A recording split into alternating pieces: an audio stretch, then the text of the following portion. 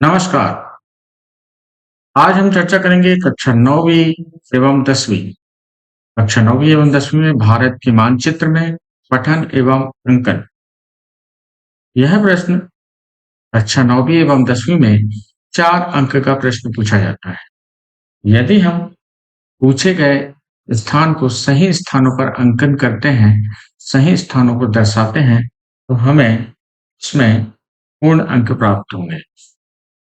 तो आइए आज हम ऐसे ही कुछ स्थानों पर चर्चा करेंगे। तो आइए प्रारंभ करते हैं।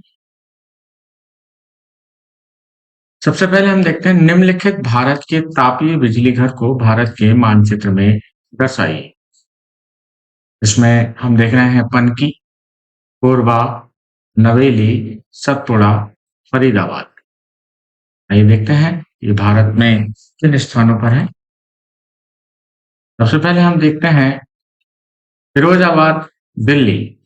तापीय बिजली घर फिरोजाबाद, दिल्ली। तापीय बिजली घर पनकी, उत्तर प्रदेश। तापीय बिजली घर कोरबा, छत्तीसगढ़। तापीय बिजली घर सतपुड़ा, मध्य प्रदेश।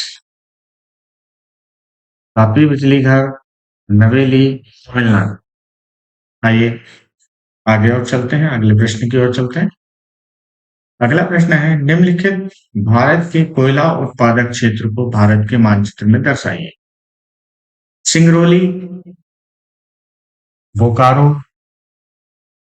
रानीगंज, कोरबा और नवेली। तो आइए हम देखते हैं यह स्थान कहाँ है भारत के मानचित्र में। सिंगरौली, मध्य प्रदेश। सिंगरौली, मध्य प्रदेश। कोरबा, छत्तीसगढ़। कोरबा, छत्तीसगढ़ कोयला उत्पादक क्षेत्र। बोकारो, झारखंड कोयला उत्पादक क्षेत्र। रानीगंज, झारखंड कोयला उत्पादक क्षेत्र।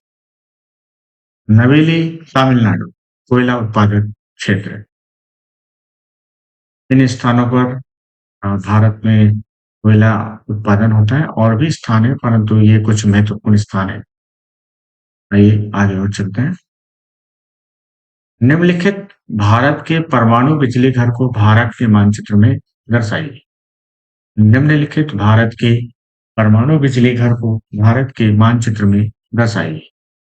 Number 1 Rawatbhata, number 2 Tarapur, number 3 Kalpakkam, number 4 Narora, number 5 Kakrapar. आइए देखते हैं भारत के मानचित्र में यह स्थान कहाँ पर है। नरोरा, उत्तर प्रदेश। नरोरा प्रदेश। रावतभाटा, राजस्थान। रावतभाटा, राजस्थान। काकरापारा, गुजरात। परमाणु बिजली घर, ये सभी परमाणु बिजली घर है। तारापुर, महाराष्ट्र परमाणु बिजली घर। और कलपक्कम, तमिलनाडु परमाणु बिजली घर। ये महत्वपूर्ण परमाणु बिजली घर हमारे भारत के हैं। नरोरा, उत्तर प्रदेश परमाणु बिजली घर। रावतभाटा, राजस्थान परमाणु बिजली घर। काकरापारा, गुजरात परमाणु बिजली घर। तारापुर, महाराष्ट्र परमाणु बिजली घर। निम्न को मानचित्र में दर्शाइए। भाखड़ा नागल बांध, सरदार सरोवर बांध, हीराकुंड बांध, काली मिट्टी क्षेत्र, थार मरुस्थल, जलोढ़ मिट्टी और कर्क रेखा। आइए देखते हैं भारत के मानचित्र में यह स्थल कहाँ दर्शाए जाएंगे। कर्क रेखा भारत के मध्य से 23.5 अंश अक्षांश रेखा पर गुजरती है। कर्क रेखा। काली मिट्टी क्षेत्र जैसा हमें मानचित्र में दिखाई दे रहा है, यह भारत का काली मिट्टी क्षेत्र। थार मरुस्थल, यह भारत का थार मरुस्थल। जलोढ़ मिट्टी, जलोढ़ मिट्टी।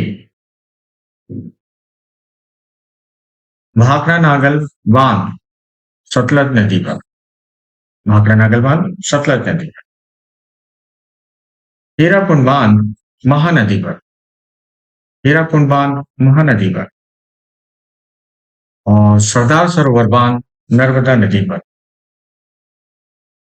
इस प्रकार से हम भारत के इन स्थानों को, पूछे गए इन स्थानों को हम दर्शा सकते हैं।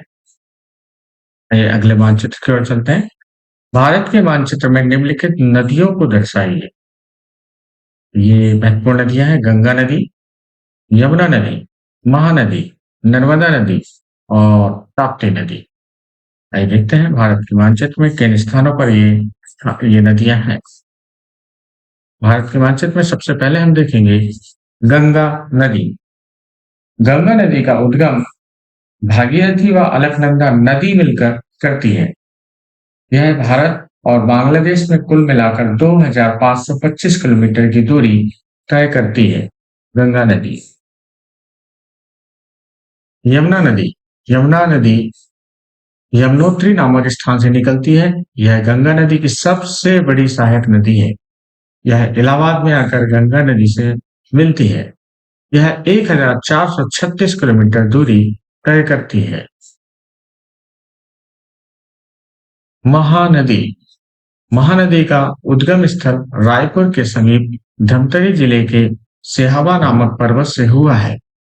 यह 855 किलोमीटर की दूरी तय कर बंगाल की खाड़ी में गिरती है। महानदी। नर्मदा नदी। नर्मदा नदी मध्य प्रदेश के अनूपपुर जिले के अमरकंटक से उत्पन्न होती है और यह 1342 किलोमीटर पश्चिम की ओर बहती हुई अरब सागर में खंबात की खाड़ी में गिरती है। ताप्ती नदी। यह नदी मध्य प्रदेश के बैतूल जिले के मुल्ताई से उत्पन्न होकर पश्चिम की ओर बहती है और यह 740 किलोमीटर की दूरी तय कर गुजरात की खंबात की खाड़ी में अरब सागर में गिरती है। आइए आगे चलते हैं। भारत के मानचित्र में निम्नलिखित राष्ट्रीय उद्यान व अभयारण्य को दर्शाइए। नंबर 1 में हम देखेंगे जिम कॉर्बेट राष्ट्रीय उद्यान। नंबर 2 में सुंदरबन राष्ट्रीय उद्यान। नंबर 3 बांधवगढ़ राष्ट्रीय उद्यान। नंबर 4 पेरियार राष्ट्रीय उद्यान। आइए देखते हैं भारत के मानचित्र में ये उद्यान और अभयारण्य कहाँ स्थित है। जिम कॉर्बेट उत्तराखंड में स्थित है। इसका नाम जिम कॉर्बेट के नाम पर रखा गया था, जिन्होंने इसकी स्थापना में महत्वपूर्ण भूमिका निभाई थी। यह बाघ परियोजना पहल के तहत आने वाला पहला पार्क है। Jim Corbett Uttarakhand. सुंदरबन राष्ट्रीय उद्यान भारत के पश्चिम बंगाल में गंगा नदी के सुंदरबन डेल्टा क्षेत्र में स्थित है। यह बाघ अभयारण्य और बायोस्फीयर रिजर्व है। बांधवगढ़ राष्ट्रीय उद्यान भारत के मध्य प्रदेश के उमरिया जिले में स्थित एक वन अभयारण्य है। यह बाघों के लिए प्रसिद्ध है। बांधवगढ़ राष्ट्रीय उद्यान। पेरियार राष्ट्रीय उद्यान केरल राज्य में इडुक्की और पठानमथिट्टा जिले में स्थित एक संरक्षित क्षेत्र है।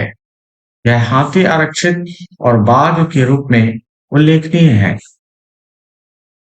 आइए अगले मानचित्र की ओर चलते हैं। अगले मानचित्र में भारत के मानचित्र में निम्नलिखित बंदरगाह को दर्शाइए। कांडला बंदरगाह, जवाहरलाल बंदरगाह, पणजी बंदरगाह, मद्रास बंदरगाह, विशाखापट्टनम बंदरगाह और हल्दिया बंदरगाह। ये देखें ये बंदरगाह भारत के मानचित्र में कहाँ है। सबसे पहले हम देखते हैं कांडला बंदरगाह गुजरात। जवाहरलाल बंदरगाह नवी मुंबई, जवाहरलाल बंदरगाह नवी मुंबई। पणजी बंदरगाह गोवा, पणजी बंदरगाह गोवा। चेन्नई बंदरगाह चेन्नई, विशाखापट्टनम बंदरगाह, आंध्र प्रदेश, विशाखापट्टनम बंदरगाह, आंध्र प्रदेश। कोलकाता, हल्दिया बंदरगाह, कोलकाता, हल्दिया बंदरगाह, कोलकाता। आइए अगले मानचित्र की ओर चलते हैं। भारत के मानचित्र में निम्नलिखित पर्वत एवं पठार को दर्शाइए। काराकोरम श्रेणी, अरावली श्रेणी, विंध्य श्रेणी, सतपुड़ा श्रेणी, पश्चिमी घाट श्रेणी, छोटा नागपुर का पठार। ये देखते हैं भारत के मानचित्र में ये स्थल कहाँ होंगे।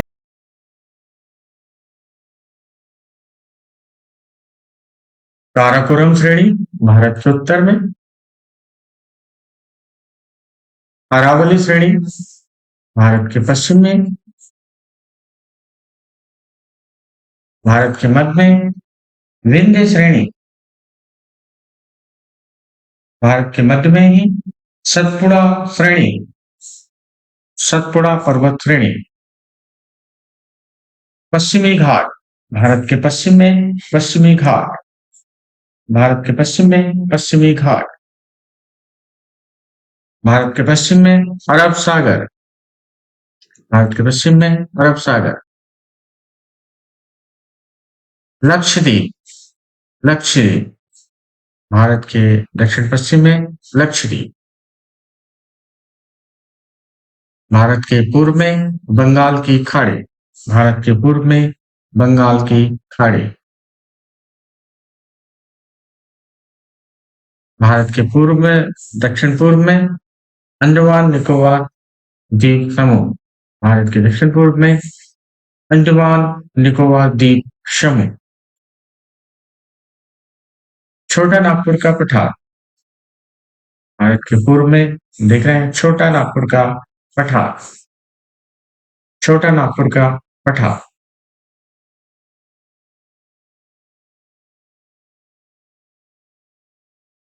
धन्यवाद। इस प्रकार हम भारत के मानचित्र में इन स्थलों को दर्शा सकते हैं। इसके अलावा और भी स्थल हैं जिन्हें आप पुस्तक का अध्ययन कर उन्हें समझ सकते हैं।